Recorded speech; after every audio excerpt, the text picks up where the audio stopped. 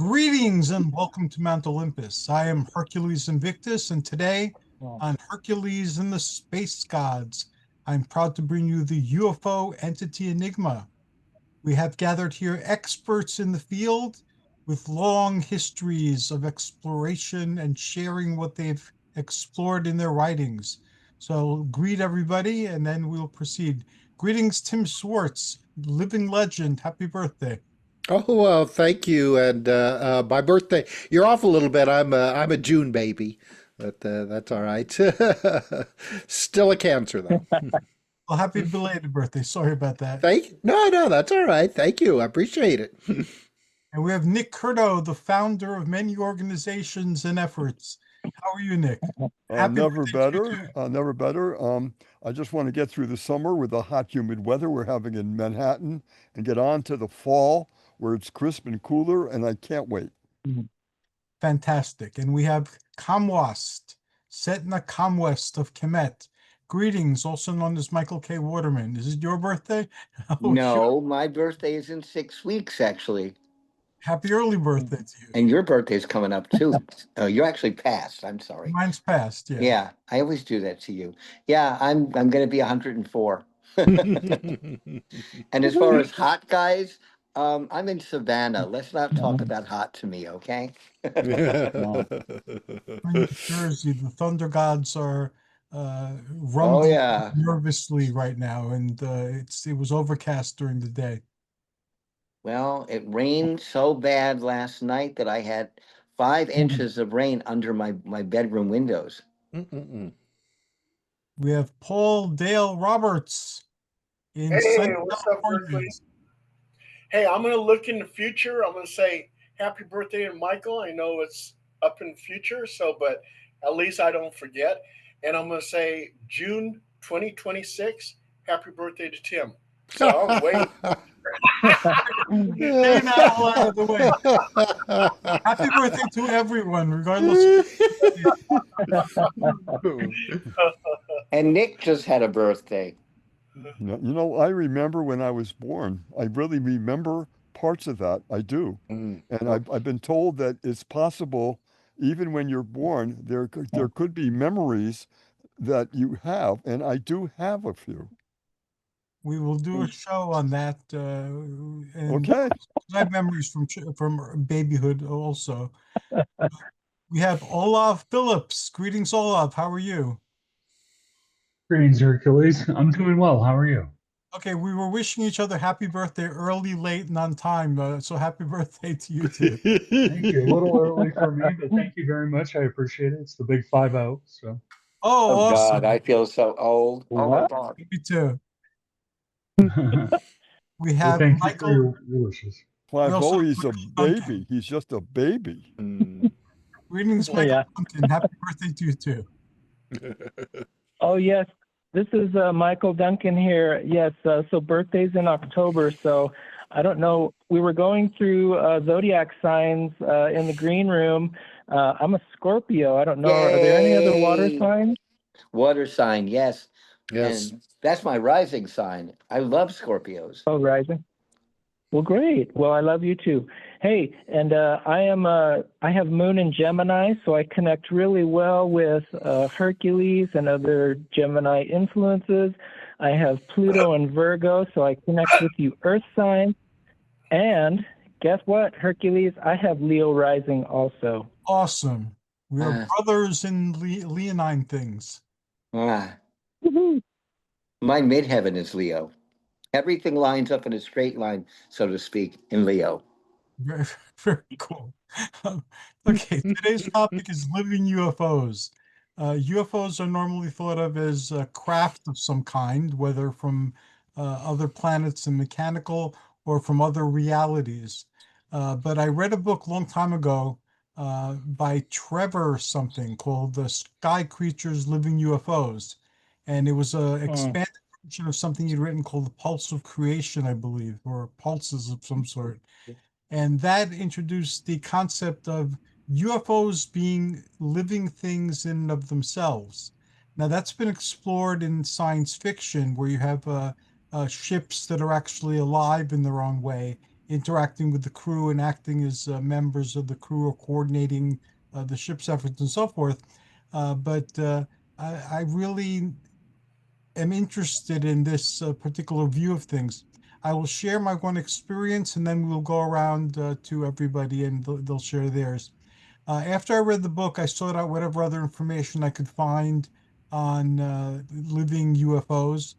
And in one of them, they had an exercise where, remember those things where they're flat pieces of paper with designs, but if you look at them a certain way, they become 3D? Yeah. Yes. Yes. This Yeah. person suggested that by looking at an overhang, like on a balcony or something, and staring at the edge a certain way, if we did that, the sky becomes full of UFOs. So it sounds outrageous, but I was going to try it because you never know. And it took a few tries, but then the sky was full of UFOs. They didn't look like mechanical UFOs. They looked like parameciums and amoebas and unicellular organisms. Oh, yeah. But I was sitting there staring at it for a long period of time, and it just involved a shift of attention. But like the piece of paper that becomes 3D when you look at it a certain way, this too, you have to look at it a certain way. Also, if you investigate ghosts and things like that, sometimes you look for things out of the corner of your eye because you won't be able to see them if you're staring at them directly. So this too, if you look at things a certain way, the sky is full of living UFOs would look like unicellular organisms. So my hypothesis, if it wasn't actually living UFOs, is somehow I could see things that are swimming around on my eye, because we have all these unicellular organisms swimming around in our bodies. So that was another possibility. But unfortunately, Floaters. my attention was distracted and taken elsewhere, and I never looked into it further. So today we will explore that together, starting with Tim Swartz.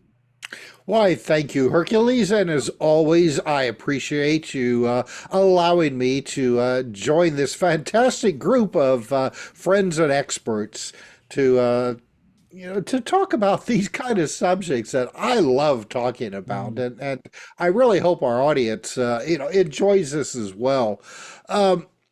It, I wish I could remember this guest's name, but we had a guest when I was doing Exploring the Bizarre with Tim Beckley. We had a guest who told us a story. Now, this was a guy who, I mean, I don't even think that this was a subject that we were addressing. I don't think it was about UFOs, but he just happened to nonchalantly bring up the story that one twilight evening he was out in his front yard and doing some yard work. And he said that he saw this. At first, he said it looked like purple mist, is how he described it, that came floating across his neighbors' yards and then through the tree that was in his yard. But as it got closer to him, he said that it kind of coalesced into a more firmer type of shape. And he said it was almost he described it as looking like an amoeba, like what you would see under a microscope or something, except that it was constantly changing shape.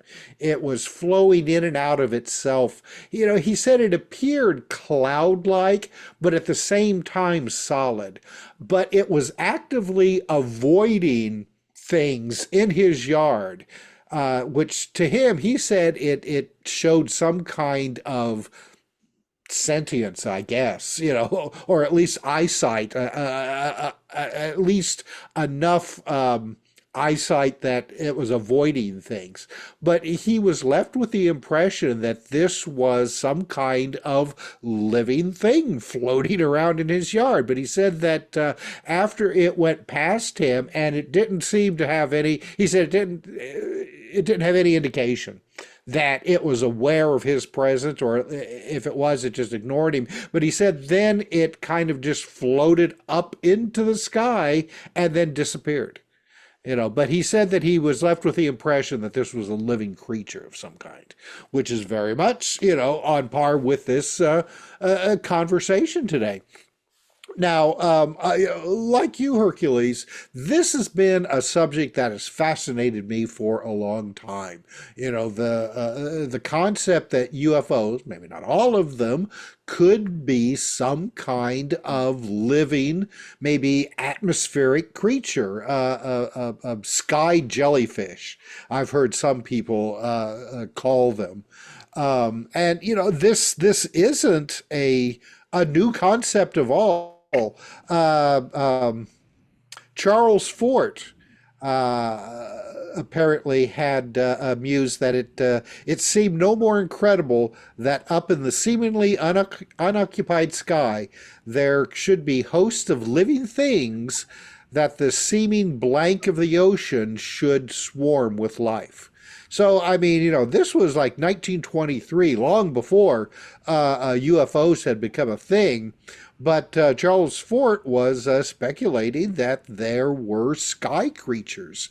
And, to me, it kind of makes sense, doesn't it? I mean, practically every other kind of environment that we have on this planet has living creatures that call that environment their home. Birds don't count. Birds kind of occupy several different environments. But as far as we know, we haven't discovered any kind of life form that is strictly atmospheric, which is what this conversation, is about. So, according to the notes that I have written down here and have gone through my own file system, I guess in 1947 there was a guy by the name of John Philip Besser who was a fan of Charles Fort. And he actually wrote a letter to the Air Force suggesting that the flying discs might be animals bearing, as he put it, bearing very little likeness to human beings. Well, duh. He wrote. He also wrote to the Saturday Evening Post and suggested that the disc may be more like octopuses in mentality than humans. So this guy actually was probably one of the first ones in the modern UFO era to suggest this possibility. Now, the next person, and you made a reference to him, Hercules, was Trevor Constable, who was from New Zealand originally and became fascinated with the UFO phenomena really early, like in the early 1950s. And his first attempts at UFO communications was that he was trying to do mental communications with UFOs, and he actually claimed to have received. And it's too bad that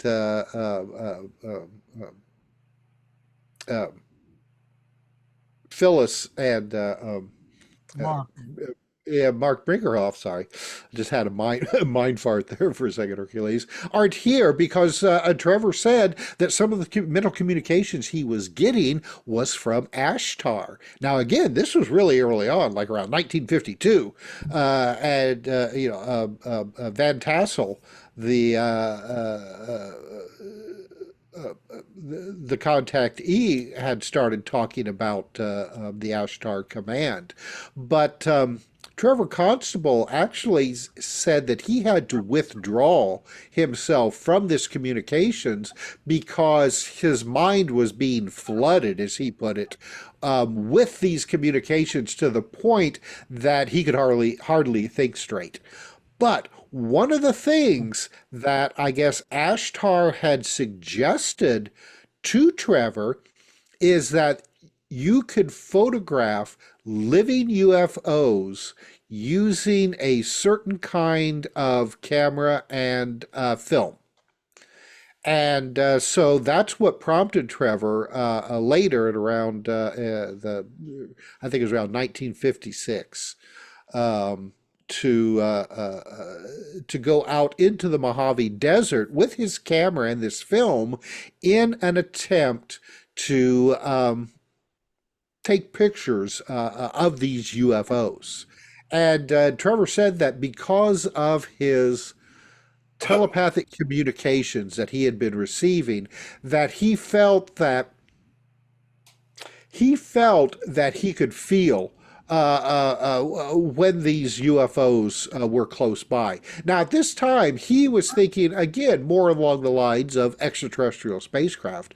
But after he developed these photos, he found that there were amoeba-like shapes floating in the sky.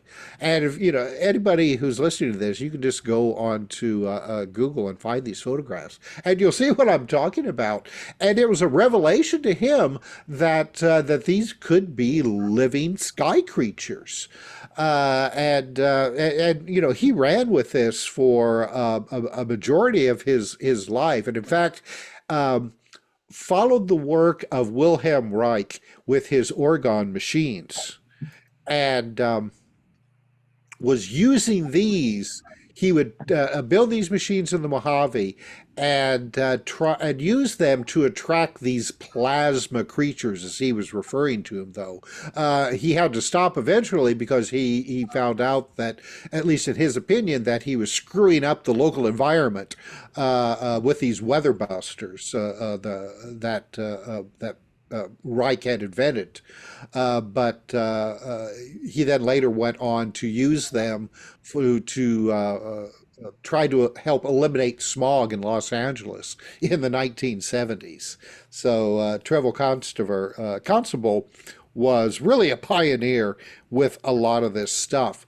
Now, there are some films out there that if you look for these, you will see, in my opinion, what appears to be UFOs that act like that they are alive the way that they are flying around. There's one film in particular that was taken around Los Angeles, out looking out into the desert over the mountainside, and you can see these lights. They're just lights in the sky, but the way that they're flying around, often it reminds me of the way that insects fly around, like dragonflies. If you ever sat, like on a sunny day and watch dragonflies flit around the sky, that's the way that these UFOs were flying around, and it really reminded me of something alive,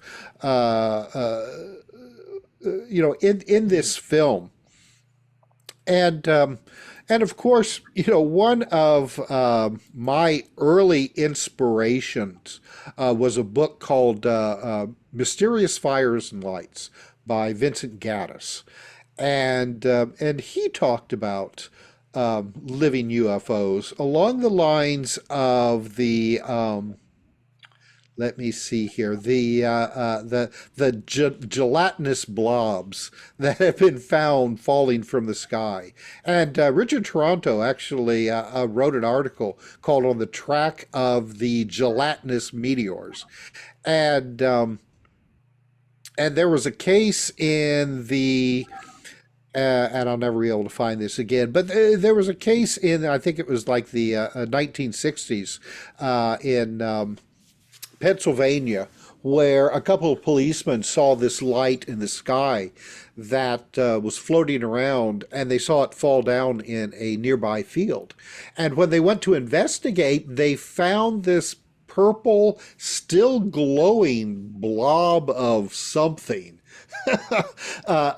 in this field that was pulsating and making kind of like a hissing noise almost. One of the officers described it as a balloon slowly losing air, and one of them actually was brave enough to stick his hand into it, and he said it felt kind of cool, but then when he withdrew his hand, his hand was numb and remained numb for a couple of hours. But again, these policemen came away with the idea that this was some kind of living thing that fell down from the sky. And in fact, there are old stories from especially the medieval times, and I can't pronounce the name of this, but it basically it's called oh gosh, what was it, like star star vomit or something along those lines, that people would find this stuff in the morning, in the countryside, and the story was is that it had fallen from the stars. So there's really a rich history of living UFOs that has been any more kind of ignored. This was not a popular idea even in the UFO heydays in the 50s and 60s, and now even less so. But I think it's something that people should pay a little bit more attention to and do a little bit more research, because just the cursory research that I did in preparation for tonight's show, there are a lot of really fascinating stories that show that at least some aspects of the UFO phenomena could represent actually living things from the sky jellyfish, or what have you. And with that, Hercules, I will stop talking and give somebody else a chance. Well, thank you. And as always, I wanted to jump in a few times because you said things lit lights in my head. I'll just mention two of them quickly, and we'll probably revisit it another time. In Greece, in the Greek folklore, there are creatures called Airika, which means sky creatures. And not much is known about them, but they're said to be shapeshifters, and they could assume shapes.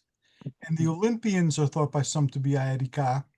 And in medieval times, they were equated with the sylphs, who are also beings from the earth that take on various shapes. So telepathic living UFOs is what we're doing one of these months. So thank you for that. Thank you, Hercules. And now Nick Curto, who perhaps more than most of us has access to people and their stories. Thank you, Hercules, for inviting me to be on the program tonight. I'm honored. I got to start off with an observation, and I'm going to stand by this. We're being observed. We've been observed forever on this planet, and it's going on full throttle right now. I feel that very much. The times I've actually had an experience of witnessing a UFO, uh, I felt very strongly that they knew that we were there, and they knew that we were interested, and they signaled to us in various ways that they acknowledged that we were there trying to communicate with them. And I've always felt like we were being watched. And I feel that very strongly. I think that there's been evidence that there is a satellite. I can't remember the name of it. It's not man-made. That's been circling our planet. Does anybody know the name of that? Knight, the Black Knight. Yeah. Thank you very much, Paul. Absolutely. And that story about the Black Knight really confirms to me that's another vehicle, not the only one by any means, but one of the vehicles or one of the ways of observing our planet and how the population is doing. And I hate to say it, but we don't have high marks right now for a population on a planet that ETs would like to engage in. I think that we have been proven that we're warlike, that we have a long ways to go about the sensitivity we need to have for nature, for each other as people, and acknowledging that we have brothers and sisters in many places, in many universes, and in some cases, different levels of reality. And observing, I feel that we're really not doing very well. We've never been more threatened in my lifetime of the possibility of nuclear war. It's really concerning. A lot of the people in Disclosure Network New York, the group that we have here in Manhattan, researchers can also confirm that this is a very dangerous planet, and they know it. They know it very, very well. It's not a secret at all, and they're very concerned not only about us as a people and as a planet, but what destruction we can do with nuclear capabilities that go beyond our planet into the other atmosphere and the other areas of our universe.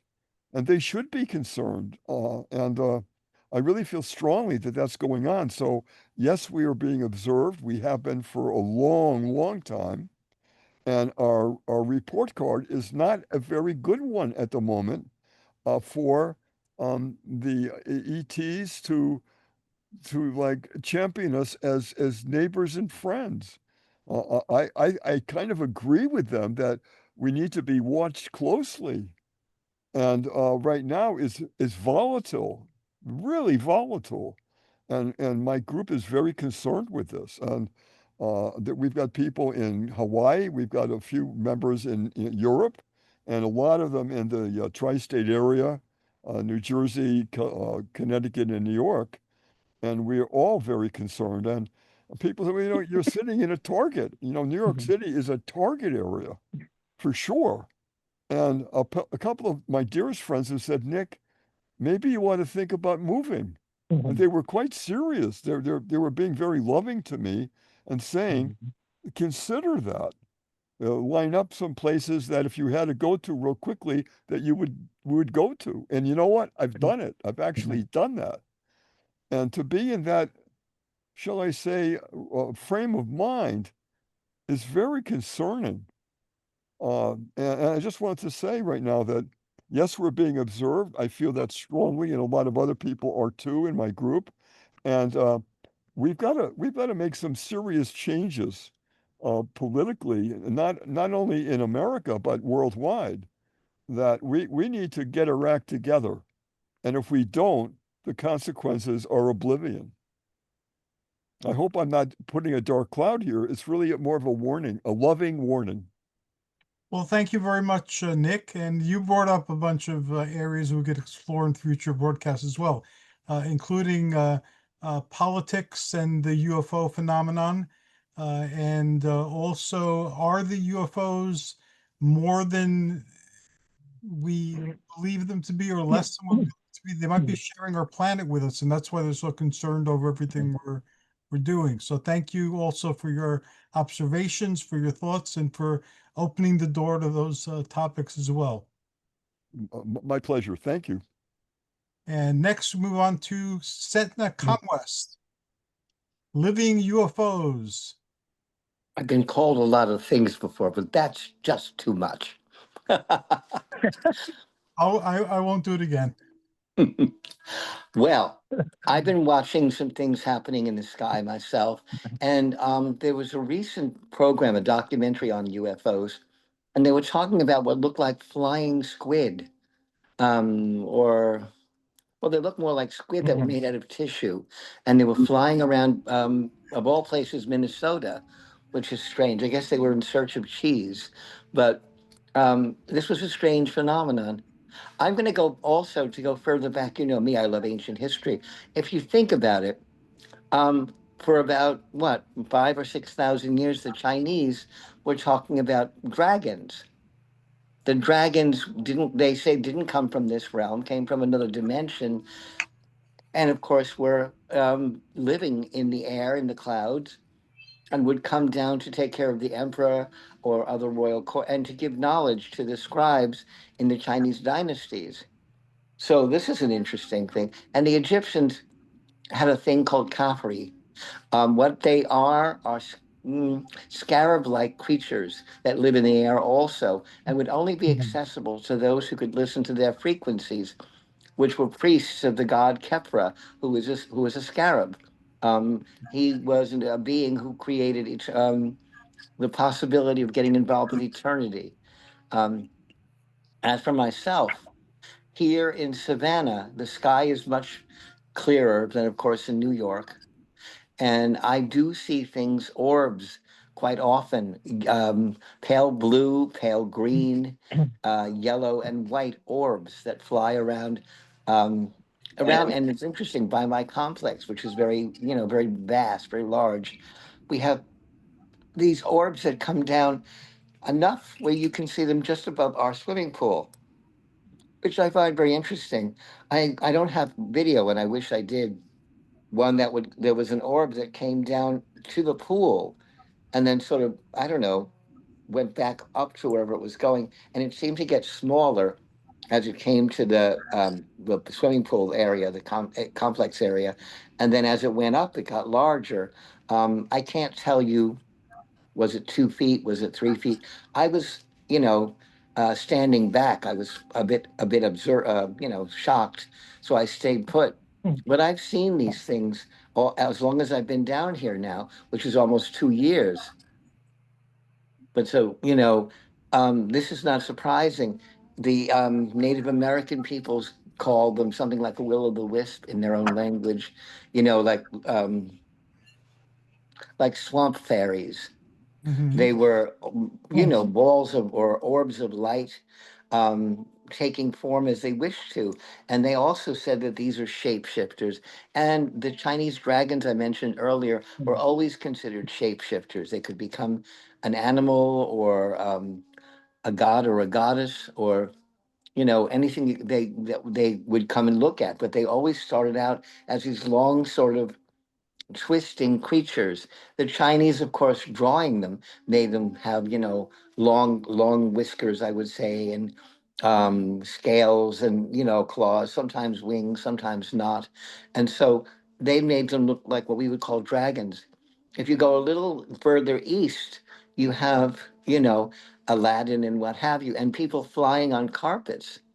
And they said the carpets were alive on their own and that they could fly on their own. So these were these flat, sort of smoky looking things that, of course, the Persians would paint to look like carpets. But they were taken from the air, from the sky. Hercules from the Greeks.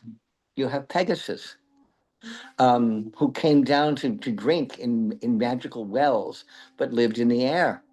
And all of those horses and all those spirit like things were all ethereal, And in my ancestral place in England, you have elves and fairies, and you have something that are, I'm trying to think of the name, but they're from the spirit Ariel, who of course is also in the Bible. But that Ariel, a different Ariel, is an air spirit that could change forms and become whatever its mind was done. And to what Nick was saying, I agree. I've had very bad visions lately, Nick, about things happening. I would worry. I mean, our illustrious leader has now beefed up the security around Washington, D.C. I really also, and not to scare anybody, I think that they need to do the same in Florida. I feel the energy in the West, in Los Angeles, and I feel it also out in the desert, places that are known to be military stockpiles of energy and weaponry. And I feel that as a psychic, it's an emergency that we beef up those areas and try to protect our world. Um, I'm not happy with what's going on politically all over the world. In Egypt, you have people, refugees coming from what should be called Palestine, and you have people starving to death over there.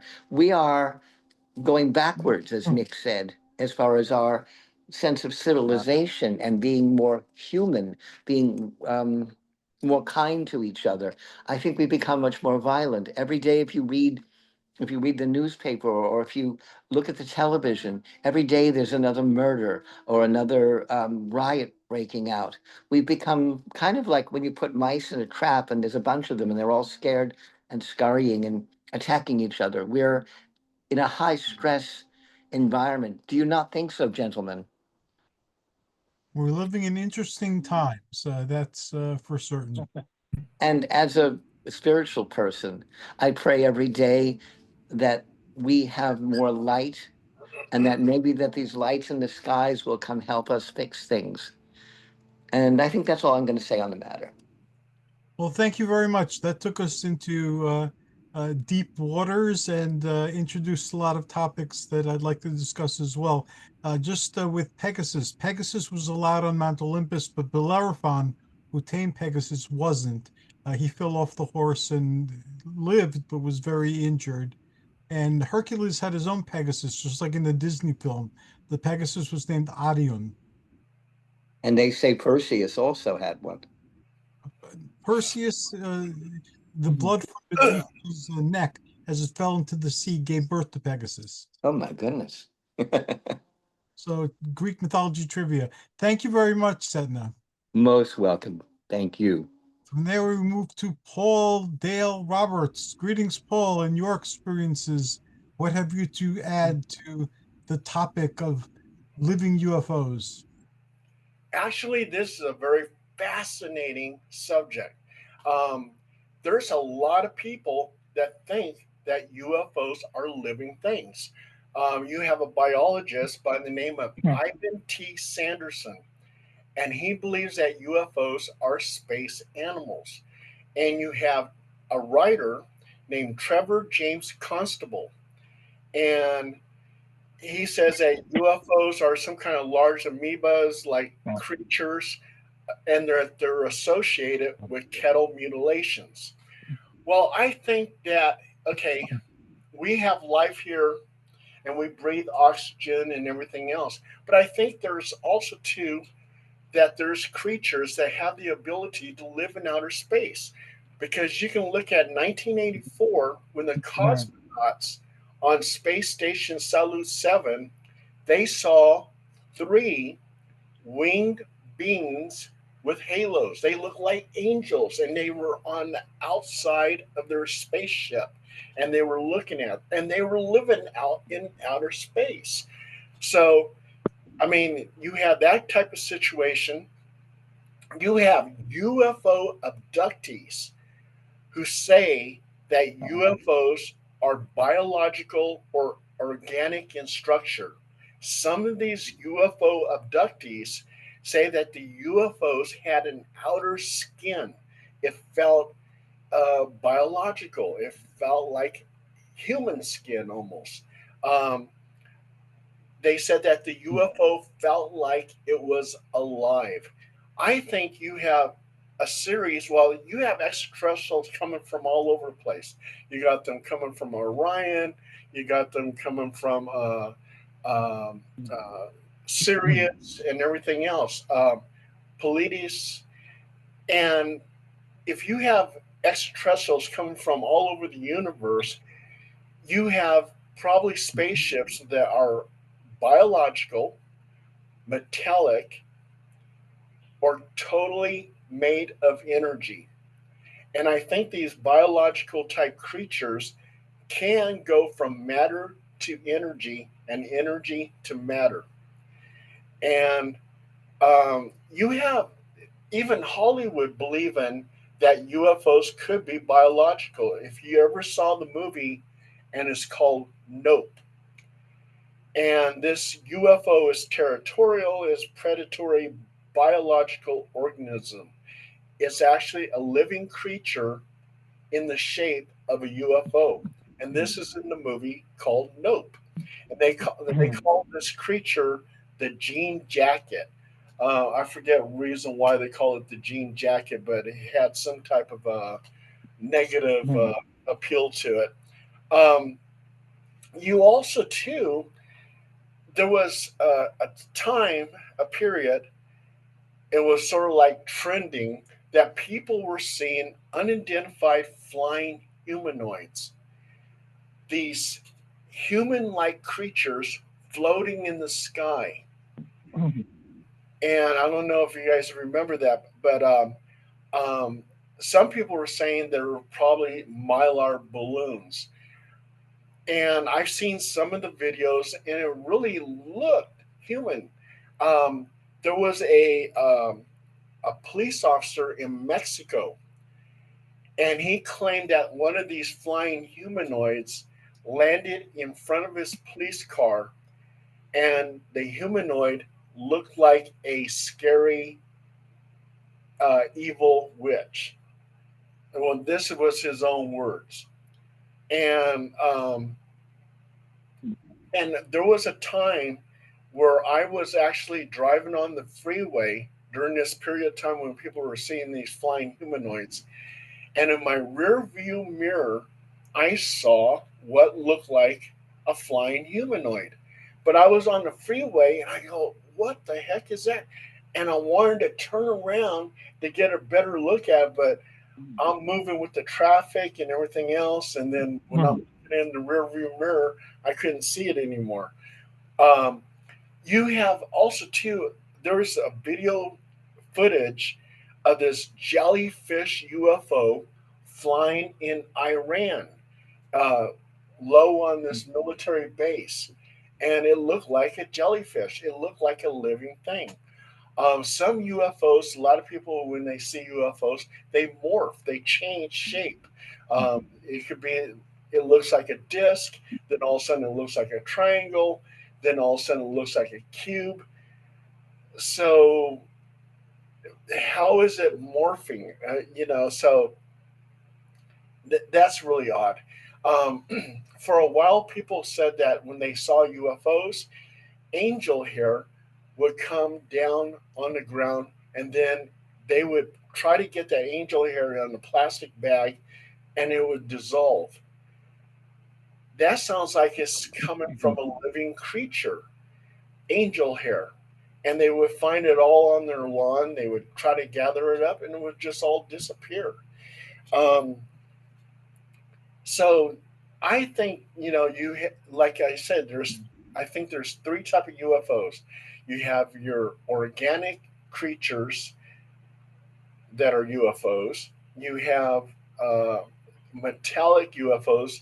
These metallic UFOs, it looks like something you pour in a mold, because the UFO abductees say that they don't see no seams. Nothing. The walls are not connected by a seam or anything like that. It's just like one big mold. Everything is just together, which is just really odd. And you have UFOs that are made of pure energy, and it, UFOs are just really strange. I mean, you just got so many things going on, and I do think that some UFOs are biological in nature, living animals that live out in outer space, and that's what I think about it. Thank you. There too, Paul. You gave so much, and I extended today's show so we had enough time because I expected people to have a lot of stories. But I wish I had an extra hour just to touch upon what you guys have brought up so far. But we'll cover it in other shows. Thank you so very much, my friend. You're welcome. And from there, we move on to Olaf Phillips. Greetings, Olaf. Greetings, Hercules. How are you? I'm great, and I'm waiting to hear your views on this topic because they're always interesting. Well, it's interesting. I mean, when we look at ufology, right? One of the things, I mean, I personally think that there's a lot of blending of ufology and cryptozoology. It's why I'm a Fortean. But we look at things like the Roswell rods that we talked about so much many years ago. Those UFOs or those living objects. I think people kind of classify them as both the flying humanoids. It's another case where you've got something anomalous streaking through the sky. Is it a UFO? But in my own world, right? I actually had an incident on Mount Shasta that really kind of seemed to follow this kind of pattern. And so my friend and I and my son were on Mount Shasta. We had decided, because my son had never seen a UFO, and my friend straight didn't believe in them at all. So we decided to do a CE5.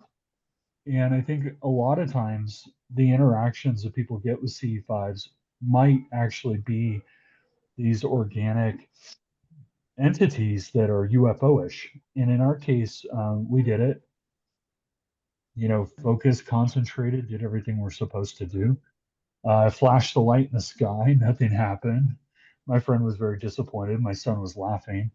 And then out of nowhere, this ball of light came kind of cruising in from our right side, and we've been north, and right at treetop level. I mean, it was at treetop level, right? In fact, it illuminated the trees, and so we're watching this object fly in. It's small, but I don't know, it didn't seem like a normal UFO. Like when you see a UFO that's kind of like a device like hardware, metallic, whatever, they tend to conform to flight dynamics that you would see in an aircraft, albeit they violate the the laws of aerodynamics that we understand. It still flies in straight lines, makes turns.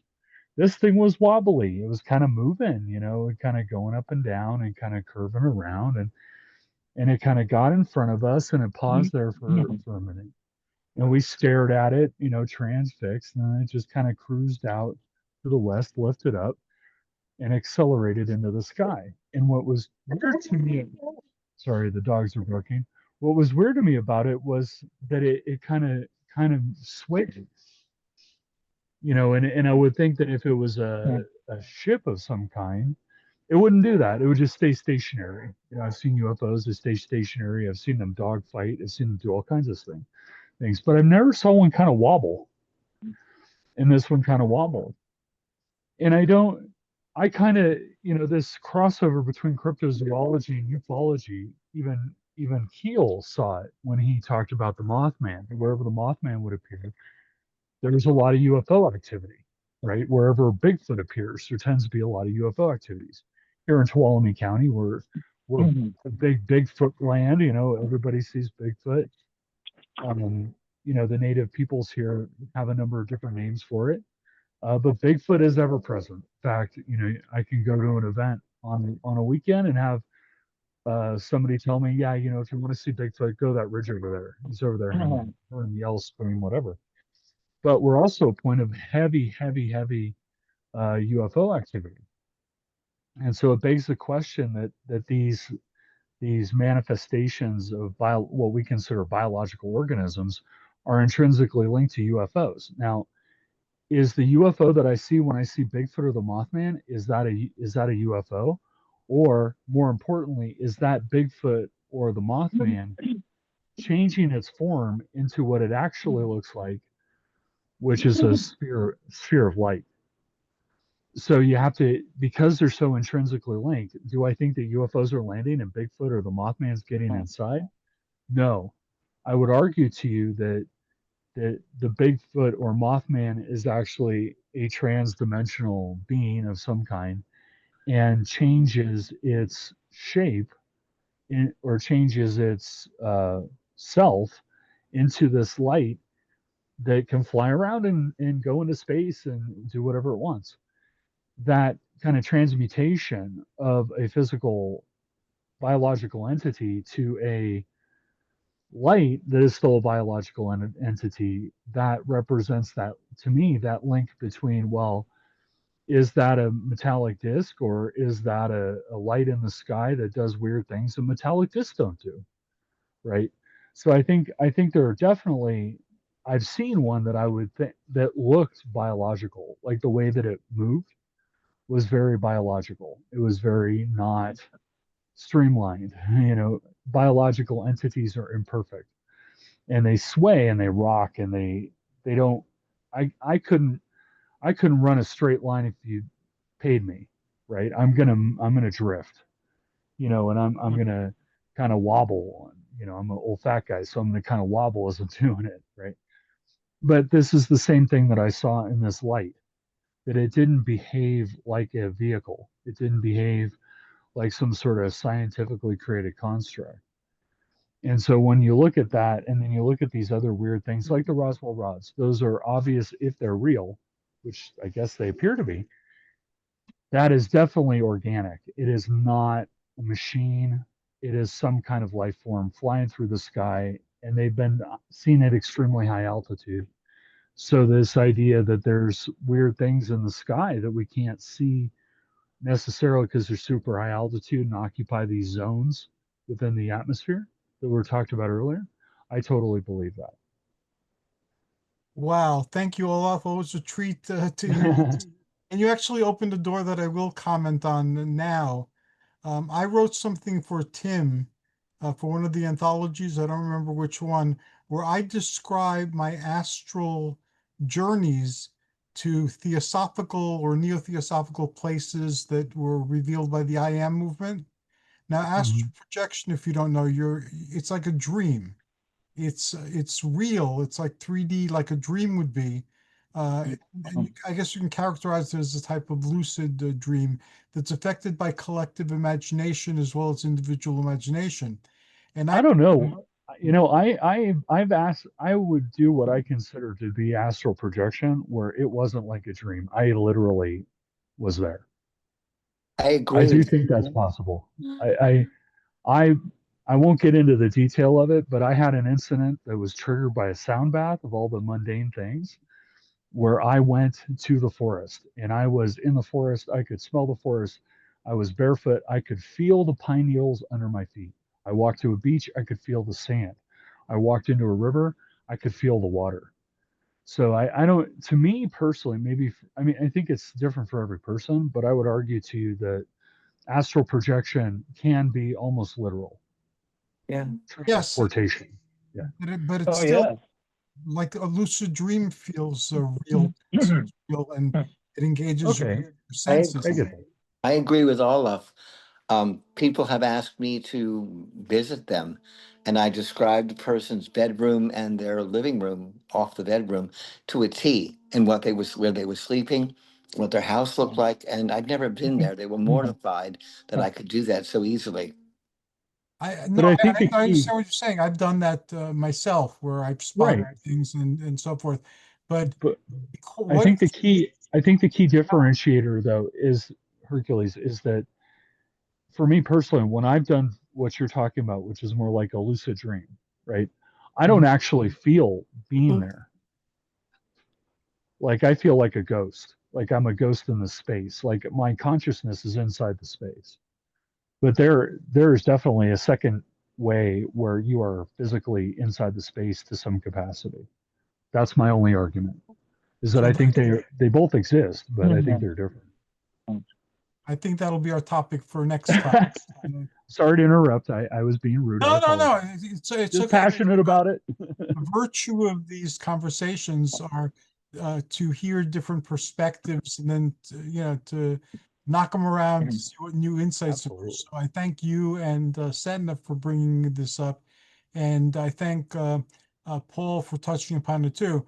The point I wanted to get to, which I'll make very quickly, is that one of the forms that humans can take when traveling to other states of being or states of mind is a jellyfish type creature, like a transparent or luminous ball with tendrils.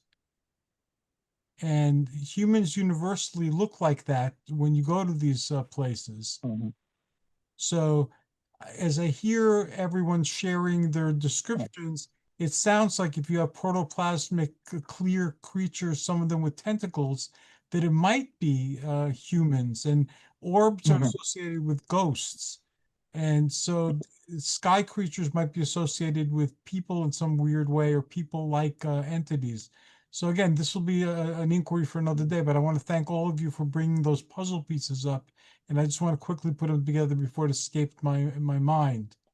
Thank you, Olaf. Well, pleasure. And now we go Yes, to, thank you. And that was a very interesting insight. I did not know that. well, we're going to continue this conversation next month. So thank you. And we go to Michael Duncan. Michael and I have started an adventure. You're all welcome to participate. It's called the Cerulean Sphere. And it's theosophical in nature. The theosophists talk about 7 cosmic rays. These cosmic rays are tied to the planets, and they have effects on humanity and so forth. So we're exploring the blue ray. We've done a show on that in the past, and we've touched upon it in other episodes. So here's like a more in-depth exploration. So if anyone has some thoughts, experiences, or is curious about the blue ray, you're more than welcome to join us on that one. So Michael, I hand the baton to you. Yeah, thank you so much, Hercules. And Nick, it's nice to hear your voice again. It's been a while. Too I don't long know a if you're time, there my still, friend. way Yeah. too long a time. I want to connect with you very soon. Yeah, that's wonderful, Nick, and I appreciate you. I appreciate your warnings and your your concern. And I'm so glad though that you didn't get into the Urantia book, because I'm taking a little Urantia book perspective, and I thought, oh no, Nick's going to talk about the transport seraphim. So okay, so I did want to make a quick nod to something Hercules said about science fiction, that there are, numerous space vehicles and time machines that are, that are entities that are organic. So I wanted to give a nod to Doctor Who and the TARDIS. I don't know if you're all familiar with Doctor Who with the TARDIS, but his TARDIS, anybody? Yes, of course. Yeah. So his TARDIS is it's a phone box, like a telephone box, but it's a time machine and a spacecraft, but it's a living entity. It's a living organism, and it grows rather than being built. It's sentient, it's intelligent, it interacts with the Doctor. The Doctor, who, of course, is an alien himself, who tries to defeat all the alien bad guys, especially on the Earth. But the TARDIS also has a personality. It has moods and preferences and a sense of humor and everything. So I think that's kind of a fun way of presenting that, to people. And the TARDIS stands for time and relative dimensions in space, and that's TARDIS. Okay, so I just want to touch on that really quickly before I move on here. And there's some further reading. I don't know if you guys have some time or if you're interested, but I saw a really fabulous video from 2014 on YouTube. I don't know if any of you have seen it, but it's called Are Some UFOs Alive? UFOs as living organisms. And I don't know if you know any of these guys, because I know you guys know tons of people in the UFO community, but there's a guy named Scott DeShane, and he was on a program called Electric Pyramid, hosted by Michael Parker. And this episode of Electric Pyramid was on May 30th of 2014. And he's basically said what you were saying, Tim, earlier, that there are marine invertebrates that live in the air. He talked about manta rays and squids and jellyfish. And that he said something interesting in the video. He said, well, it could be that we are simply, as humans, that we are simply walking around on the ocean floor of a bigger ocean above us than is below us. And I thought that was kind of mind expanding. So anyway, so that's a really cool episode. It's on YouTube. It's called Are Some UFOs Alive? So then I wanted to go instead of marine invertebrates and other things that have been talked about today that are so fascinating, and of course I'm going to explore more of that too, is the Urantia book perspective. Urantia book, again, published in 1955 by the Urantia Foundation. And one of the themes in the book is that all angelic groups have transport corps dedicated to help those who cannot transport themselves from sphere to sphere within like a local universe. We're talking about 10 million inhabitable planets, but that the ascending mortals, when they do reach a stage that is kind of beyond the local universe, which is kind of like a pre-paradise, then we'll have the opportunity to be able to travel on our own without the need of what are called transport seraphim. So I just wanted to talk a little bit about what the transport seraphim are, just really briefly here. Transport seraphim, of course, they're angels. Transport seraphim are angelic beings who transport individuals and groups between various worlds within the local universe. And again, that's like 10 million inhabitable planets. There are about 100,000 local universes in what's called the grand universe or the universe. And our local universe is called Nebadon. So these transport seraphim transport people from sphere to sphere in our local universe of Nebadon. So they also transport them to headquarters worlds. They do a lot of this, according to the Ranch book, to what are called the local systems. A local system would be about 1,000 inhabitable planets. So there'd be a lot of, shorter trips, so to speak. But the transport seraphim, and that's why I wanted to touch on this, because the transport seraphim are the ships. They are themselves the ships. And that's what's kind of fascinating about these particular types of angels. They take these passengers, but they can travel faster than the speed of light, according to the Ranch book, while utilizing the universe's energy currents. And they can combine the energy streams to achieve a top speed of over 555,000 miles per second to like 559,000 miles per second. But they are fully aware of their speed, their location, their direction, their place in, their location in space, and they can adjust course if necessary. So I just wanted to read just a little bit from the Ranch book on the transport seraphim, just to kind of give you an idea of what happens during this process of transporting individuals and groups on this living angel ship, so to speak. Okay, so this is from paper 39, section 5, paper 39, section 5, paragraph 12. And I'm not going to read the whole thing, just a little bit, just to kind of give you a feel for it. And it goes into some detail, so it's kind of interesting. The erroneous idea that angels possess wings is not wholly due to olden notions that they must have wings to fly through the air.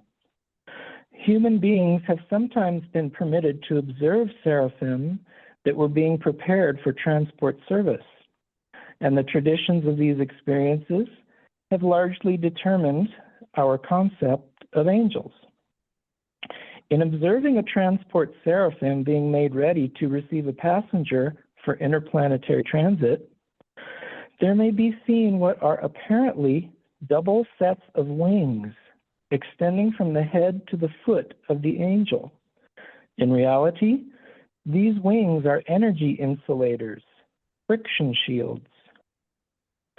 When beings are to be enseraphimed for transfer from one world to another, they are brought to the headquarters of that sphere, and after due registry, are induced into the transit sleep. Meantime, the transport seraphim moves into a horizontal position immediately above the universe energy pole of the planet. While the energy shields are wide open, the sleeping personality is skillfully deposited by the officiating seraphic assistants directly on top of the transport angel. Then both the upper and lower pairs of shields, also called wings, are carefully closed and adjusted. And now, under the influence of the transformers and the transmitters, a strange metamorphosis begins as the seraphim is made ready to swing into the energy currents of the universe circuits. To outward appearance, the seraphim grows pointed at both extremities and becomes so enshrouded in a queer light of amber hue that very soon it is impossible to distinguish the enseraphimed personality. When all is in readiness for departure, the chief of transport makes the proper inspection of the carriage of life carries out the routine tests to ascertain whether or not the angel is properly encircuited, and then announces that the traveler is properly enseraphimed, that the energies are adjusted, that the angel is insulated, and that everything is in readiness for the departing flash. End of reading. Wow. I don't know if any of you were able to hang with me on the reading, but I don't know, it's just kind of interesting, that the Urantia book like that would go into specific detail on, a living entity ship. I just thought that's beautiful. And then, of course, there are so many other beings within the local universe that travel. For instance, when they were undertaking life transplantation on this sphere, on Urantia, our sphere Earth, the life carriers working from constellation headquarters, a little bit lower level than local universe, but they were traveling here with their laboratories to implant the life plasm into humanity when our development reached a sufficient level of capacity to do that. So I just think that's interesting. A lot of people talk about UFOs and the aliens as some of them being celestials that are traveling all over doing certain things, to plant life on planets, develop civilization, like the Pleiadians, developing civilizations, planting life, making environments ready for life and such. So anyway, that's my contribution to our topic, living UFOs. Thank you. Wow. Thank you so very much. That was unexpected and very illuminating. So thank you so very much. We touched upon so many things today. Would you guys like to do traveling to other realms where we talk about astral projection, lucid dreams, guided imagery, and things like that? Or would you like to talk about warnings from outer space and their solutions? Because those two seem to elicit the Let's emotional. do both at one time or another. What do you Okay, think? so we'll do Yeah. both. Yeah, I agree. Okay, awesome. Now we will go around and people will share how you can enter their world and their explorations of reality. And we'll start with Michael Duncan. Michael, how can people reach you and follow your explorations? Yeah, thanks so much, Hercules, for the opportunity tonight. And just wanted to say happy birthday to everybody again, like we did at the beginning. But anyway, you can just if you Google Reverend Michael Duncan, it's Dunkin, Reverend Michael Duncan, you'll see all my 5 albums, my 5 song albums, an EP. On various streaming sites, Amazon, iTunes, Spotify, so on and so forth. I have a YouTube channel that my wife and I developed. We still have it. It's Michael and Diane. That's Diane with 2 N's. Duncan, Dunkin. We have over 130 videos of our celestial team meetings with Maitreya, Zeus and Hera, songs and artwork. And then if you wanted to contact me personally, it's michaelduncan1@hotmail.com, and look for my book coming out at the end of the year, The League of Azure Blue Angels. Thank you so very much. Olav, how can people enter your world? And you're so multidimensional that where do you start? I've never heard that before. Well, the easiest way is that you can listen to our radio show. We do it every Thursday night on KAD, LP 103.5 FM here in Sonora. We're also on KFoot and KGRA, and we have a podcast. It's called the Enigma Hour, and we interview some amazing people. Some of the people on this show have been interviewed, and the rest will be interviewed shortly, I'm sure. But you can definitely find us definitely find me through the Enigma Hour. And yeah, just listen in. We talked about how to contact us, Instagram, Facebook, whatever. And that's it. Thank you so very much, Olaf. Then we go to Paul. Paul, how can people enter your world or your universe? Hey, this was a great show. I forgot to talk about Jonah and the whale. Jonah may have been swallowed up by a living UFO. Who knows? But Yeah. um, I'm easy to find. All you have to do is Google, Bing, Paul Dale Roberts. If you want to see some of my books, Paul Dale Roberts books. And I'm also too. I write for Paranormal Underground magazine, Phenomena magazine, and Outer Limits magazine, and Costa Rica Times. So I'm kind of like all over the place, but yeah, I'm easy to find. And Paul, I must add, has joined us with some comic book adventures. So he's entered that sphere again. And his insights are very welcome there too. Thank you very much. And Thank then we go you. to Setna Comwest. I'm sorry, I was gone for a second. I'm back. You can reach me very easily at the Perniteru Temple, both on Facebook and on Instagram. You can get me at Michael K. Waterman, my human name. Or you can get me, if you wish, by phone, 516-650-3691. Right now, I'm doing a lot of work with a book that I'm working on, which is called the Book of Setna, which is a compendium of rituals, spells, various different informations I have collected over the years based on ancient Egyptian magic. I think a lot of people will find that interesting. I'm also, as you might have noticed, have a GoFundMe going on for the Perniteru Temple. I would like finally to build a physical temple. What you have behind me is actually the Temple of Dendor in Metropolitan Museum, New York. Yay. So I'm trying very hard to get that off the ground. I have a group in New York. I have a new group in New Jersey. There is a group down in Florida, in Jupiter, Florida, and I now have another participating group here in Savannah, Georgia. If you have any interest in any of those things, let me know, please. By the way, Michael Duncan, I've been watching Doctor Who for since I was about 8 years old. And my Woohoo! favorite All one, of right. course, is always going to be Tom Baker. He was my hero. So I wanted to let you Oh, know you're yeah. not alone in the worship of Doctor Who. My favorite is my favorite is probably Tennant, David Tennant. Okay.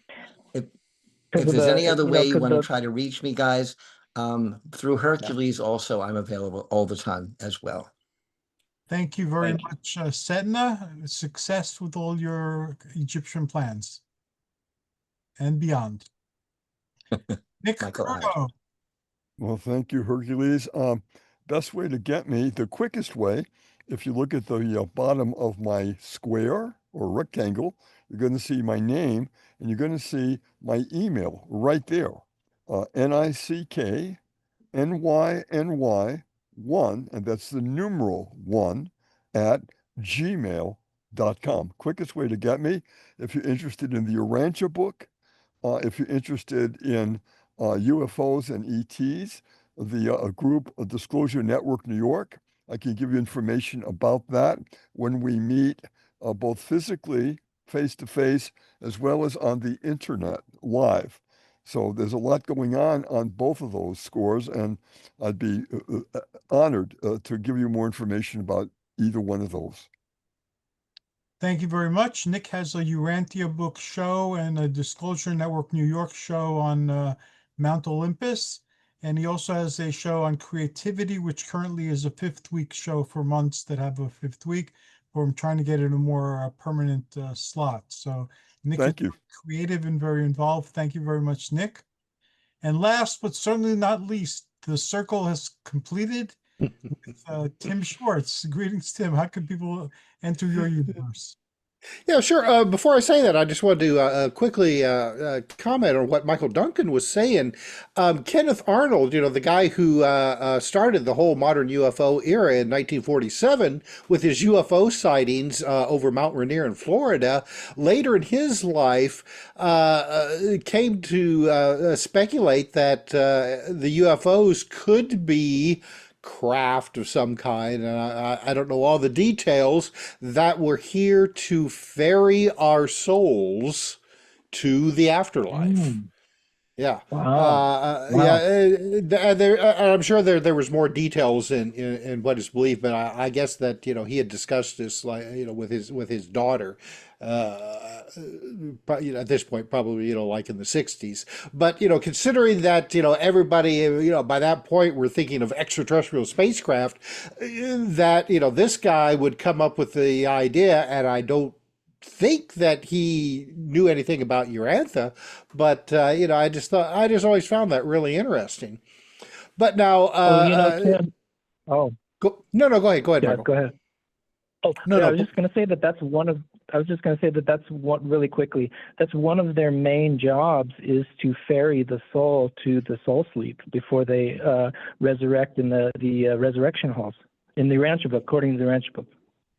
yeah, it's a it's an interesting concept, and it's amazing how these things tend to circulate without any like I said, I don't know if he ever read any Rancha. I doubt it, but it's just amazing how these ideas just kind of like pop up on their own with different people throughout the ages. Oh But yeah. yeah, Hercules, for me, you can listen to me on the radio show The Paracast with Gene Steinberg, and it's available on practically any one of your favorite streaming services. Just look up the Paracast with Gene Steinberg. And as for my books, they are probably easiest found if you go to Amazon.com. Just type in my name, Tim R. Swartz, and they'll all come tumbling out for your reading pleasure. And there's one or two, I think. I've lost count at this point. But and if you want to email me and send me a message, got some information that you think that we all would be interested in, you can always email me at trswartz, that's SWARTZ, at gmail.com. Thank you very much, Tim, and thank you very much again, everybody. Again, happy birthday, since that's what we're doing today. And I look forward to our next conversation. Thank you for stimulating my mind and opening me up to possibilities I had not heretofore considered. Thank you. Much Thank you, love to Bless you, Hercules. all. Hercules. Much love to everyone everywhere. Ditto. Amen.